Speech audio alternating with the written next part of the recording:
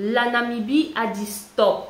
La Namibie a dit basta. On est fatigué du mépris. On est fatigué de la condescendance. Maintenant, vous allez commencer à nous respecter.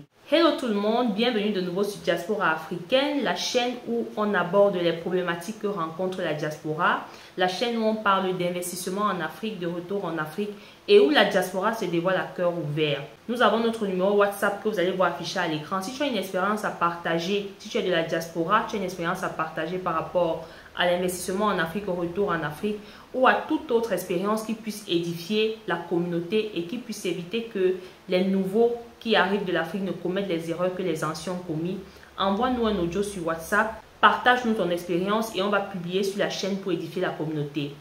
La Namibie a décidé d'appliquer le principe de la réciprocité. La Namibie a dit stop, on se laisse trop marcher dessus, arrêtez de vous croire supérieur à nous. Maintenant, dorénavant, vous allez aussi payer les visas tourisme pour venir chez nous.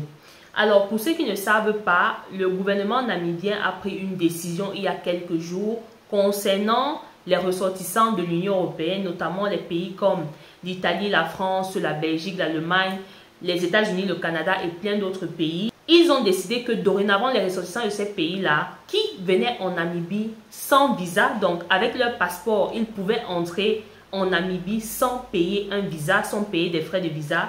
Dorénavant, pour les courts séjours dans les visas tourisme de 3 mois, ils vont payer le visa à l'entrée. Alors, pourquoi la Namibie a pris cette décision que j'encourage, que je salue? Et pour ma part, si tous les autres pays africains qui ne sont pas encore dans cette optique-là pouvaient prendre la même décision, ce serait vraiment une bonne chose. Il faut dire que le gouvernement namibien s'est rendu compte que les pays de l'Union européenne n'appliquaient pas le principe de la réciprocité. Alors, les Namibiens qui voulaient quitter leur pays pour aller dans un pays de l'Union européenne, Italie, France, Allemagne, se retrouvaient face à des procédures très longues, des procédures administratives très longues, à devoir produire des documents administratifs. Vous savez, quand vous voulez par exemple obtenir un visa tourisme par exemple pour venir, je ne sais pas moi, visiter le pays, peut-être saluer un ami, un membre de votre famille, on va vous demander les relevés bancaires, de justifier votre activité, les certificats médicaux, les ceci, cela. Et vous savez que tous ces documents-là sont coûteux. Parce que ce n'est pas comme si quand vous avez fait toute cette paperasse-là, vous ne payez pas. Vous payez ces documents que vous devez payer pour obtenir, sans compter les frais de visa parfois qui sont élevés pour certains pays. Alors, il faut dire que dans le cas de la Namibie, beaucoup de Namibiens se plaignaient parce que justement, pour le Canada par exemple, les gens se retrouvaient à dépenser près de 500 $.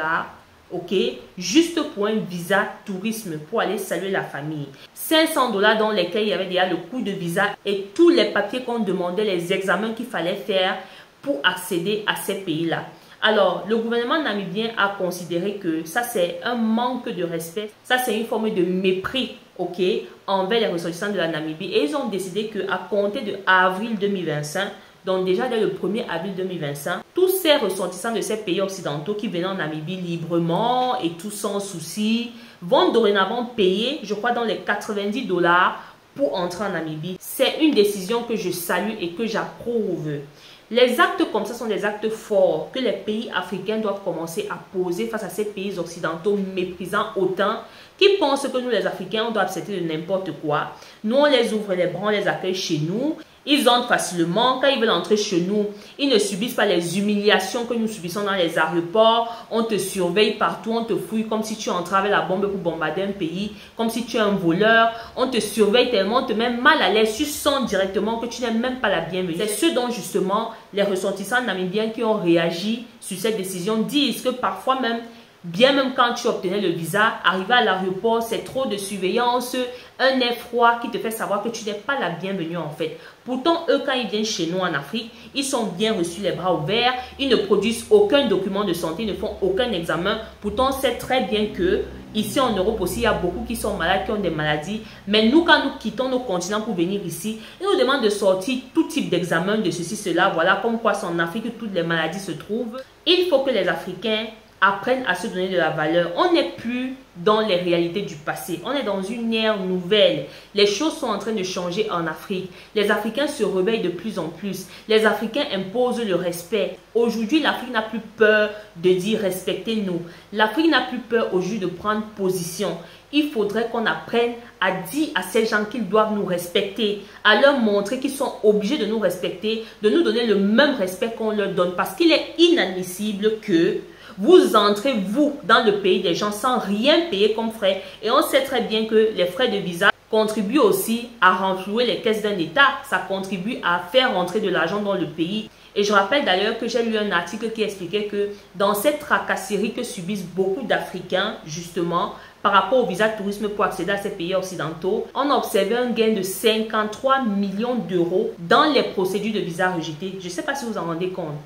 Toutes les procédures de visa qui sont rejetées, et la majorité viennent toujours du continent africain, on ne sait pas pourquoi, ça a amené 53 millions d'euros dans les caisses de l'Union européenne. Ça dit beaucoup, les amis. Parce que ces gens, quand on fait les visas tourisme, même si vous montrez tous les documents qu'ils demandent, tu leur montres que tu travailles, que tu as une source de revenus stable et que tu n'as aucun motif de venir avec un visa tourisme pour caler en Europe, ils vont toujours te sortir les motifs comme quoi, non, c'est monté, descendu, ils te rejettent le visa. Mais entre-temps, l'argent que tu as dépensé pour tous ces documents que tu as fournis, l'argent que tu as dépensé pour payer le visa, ils ne te remboursent pas. Et ça contribue à grossir leur caisse. Donc, ils se font de l'argent derrière le dos des Africains et ils sortent des motifs farfelus comme quoi on a rejeté ton visa parce que. Et ils nous mettent cette idée, ils sortent ce prétexte selon lequel ils rejettent les procédures de visa des Africains parce que beaucoup d'Africains veulent venir caler. Il faut qu'on arrête de raconter des histoires, les amis. Je suis d'accord que dans l'immigration, il y a beaucoup d'Africains qui viennent dans le but de s'installer en Europe pour un motif ou pour un autre. Il y a des Africains qui viennent dans le but de rester même définitivement. Il y a des Africains qui viennent en Europe pour du long terme. Mais il y a aussi beaucoup d'Africains sur le continent qui ont une situation, qui ont des activités qui marchent. Il y a des parents qui sont déjà à la retraite, qui n'ont pas l'intention de laisser leur petit confort qu'ils ont en Afrique pour venir rester, profiter d'un visa tourisme pour fuir s'installer en Europe. Ça, ce sont des prétextes, selon moi, que ces pays-là sortent pour refuser que les Africains n'entrent dans leur pays et découvrent en réalité ce qu'il y a. Si tu me dis que pour entrer dans ton pays, il faut que je fournisse tel document, il faut que j'ai tel examen, il faut que je démontre telle chose et que je te montre tous ces documents, quel motif tu as pour refuser que finalement je n'ai accès à ton pays puisque j'ai tout fourni ce qu'il fallait fournir, j'ai payé tout ce qu'il y avait à payer et tu me dis non, le visa a été rejeté pour ceci, des motifs qui ne tiennent pas la tête, mais mon argent que j'ai dépensé, tu ne me rembourses pas. Parce que ce qu'il faut savoir, c'est que beaucoup de gens l'ignorent, mais les Africains perdent énormément d'argent, énormément d'énergie, énormément de temps dans des procédures de demande de visa pour les pays européens. Je dis bien, on dit qu'il y a 53 millions d'euros que l'Union européenne a récupéré dans les demandes de visa rejetées. Beaucoup d'Africains font les demandes, ils rejettent, mais entre-temps, ils se font de l'argent avec ça. Donc, c'est aussi un business en fait. Ça, il faut qu'on le dise. Et en plus, la majorité des demandes de visa qui sont rejetées proviennent de l'Afrique. Alors, on se demande bien pourquoi nous autres Africains, on ouvre toujours nos pays, on ouvre toujours la porte aux étrangers. Mais quand il s'agit des étrangers, ils sont difficiles, ils mettent des conditions rigides, ils ferment la porte, ils nous sortent toujours des motifs pour qu'on ne vienne pas chez eux. Les choses ont changé. Moi, je suis très d'accord avec cette décision qu'a pris le gouvernement namibien et je veux que tous les autres pays fassent pareil. Parce que c'est en posant des actions comme ça qui peuvent sembler banales, des petites actions du genre, qu'on arrive à montrer à l'autre que dorénavant tu vas me respecter. Parce que le respect s'arrache, les amis. Le respect s'arrache. Si tu n'amènes pas l'autre à te respecter, il ne va pas te respecter. Si tu ne te considères pas, l'autre ne va pas te considérer. Si tu te vends moins cher, l'autre n'aura pas de souci à t'acheter moins cher. Parce qu'on en a marre. On n'est plus à l'époque où on s'asseyait, on se taisait, on faisait comme les moutons, ils font du n'importe quoi et nous on accepte. Dorénavant, l'Afrique sera le continent le plus prisé. Ça, je vous le dis, les amis. Ça, je vous le dis. On est en train d'observer ce qui se passe. On voit ce que les dirigeants de l'Afrique, notamment des pays comme l'AES, Alliance des États du Sahel, on voit le travail énorme, magnifique qu'ils sont en train de faire pour redonner du poids au continent africain, pour redonner de la valeur au continent africain. Et c'est ce qui va arriver. La roue est en train de tourner, les amis.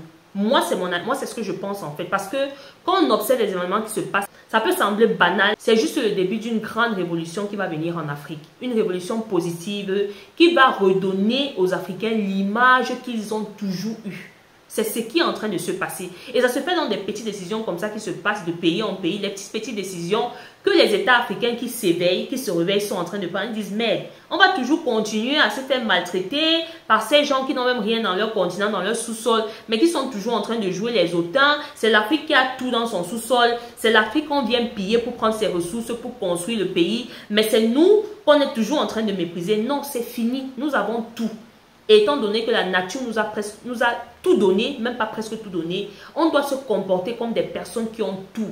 On doit arrêter d'être des suiveurs, d'être toujours ceux qui doivent s'accroupir pour demander, supplier, s'asseoir là, pleurer derrière les demandes de visa. Tu fais le visa 5 fois, on te rejette pour des motifs farfelus. Pendant que lui, le français ou je ne sais pas l'italien, l'allemand se lève chez lui. Il suffit qu'il ait envie d'aller en Afrique, il se lève, il prend l'avion et il vient. C'est inacceptable, ce n'est pas juste, c'est injuste. Il faut que ces choses cessent. Il faut qu'on montre à ces gens que, de la même manière qu'ils veulent nous faire croire que venir chez nous, c'est un luxe.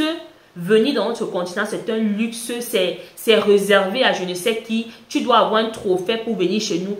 Chez nous aussi, dorénavant, ce sera un luxe d'y accéder. Dorénavant, l'Afrique sera un continent luxueux où y accéder ne sera pas facile, les amis. Parce que tel que je vois les choses qui sont en train de se passer là, beaucoup de pays vont suivre la lancée. Je dis les prix des visas d'ici 3, 4, 5 ans, risque d'être extrêmement cher pour les Européens. Je dis accéder en Afrique ne sera plus comme avant. Parce que les époques ne sont pas les mêmes. On n'est plus à l'ancien temps là. On n'est plus à l'ancien temps où les gens n'étaient plus éveillés. On n'est plus à l'ancien temps où on appelait les Africains, ils ne comprenaient pas ce qui se passait. Aujourd'hui, notamment avec les réseaux sociaux, les médias, les gens apprennent beaucoup de choses. Les gens font des analyses, ils se posent des questions, ils découvrent des choses qu'ils ne savaient pas. Et ça contribue à éveiller, à illuminer beaucoup de personnes. Les Africains sont de plus en plus fiers de leur continent, hein, les amis. Ne dites pas, ne parlons pas parce qu'on est en diaspora, nous sommes fiers de ce qui se passe dans notre continent. Nous sommes fiers de voir ces pays de l'AES, ces pays de l'Afrique qui sont en train d'avoir une autre vision de la vie, qui sont en train vraiment de faire en sorte que les enfants africains soient fiers de la terre de leurs ancêtres, de faire en sorte que les Africains se sentent fiers de qui ils sont. Et ça passe par des actions comme ce que le gouvernement namibien fait. Parce que vous ne pouvez pas me dire que moi, pour venir dans ton pays, je dépense près de 500 $, avec tous les tracasseries qui vont avec, sans même être sûr que ça va marcher. Et s'il vous plaît, quand on te dit que tu vas prendre un visa tourisme, c'est pas que tu te lèves un matin, tu vas payer 500 $ et attends 3 jours, les résultats vont sortir. Non, vous savez comment ça se passe. C'est des mois, parfois tu prépares les dossiers d'un visa tourisme même pendant 6 mois. Entre la documentation que tu dois rassembler, l'attente et tout ce qui va avec. Mais eux, il suffit qu'il ait juste l'argent pour son séjour, il se lève et il part en Afrique. Non, non, ne me dites pas que c'est normal. Ne me dites pas que c'est normal. La balance n'est pas égale.